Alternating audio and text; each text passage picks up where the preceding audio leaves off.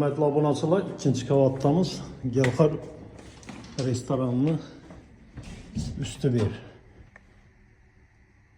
kanalı Euro Remont 52 kvadrat. Barcha cihazları bilan sotiladi, xudo xolasa. Kuxonniy mebel, gaz plita, mikrovolnovka, холодильник hammamiz bor.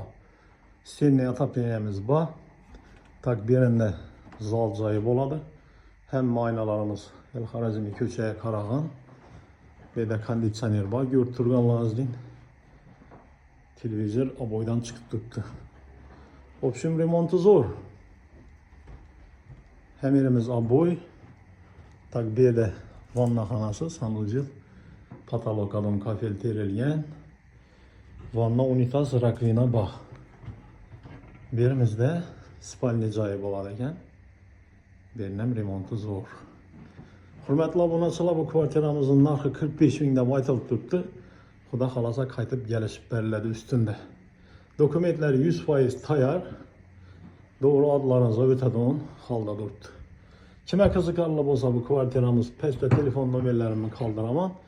Bemalol telefonlashib ko'raverasizlar, xudo xolasa.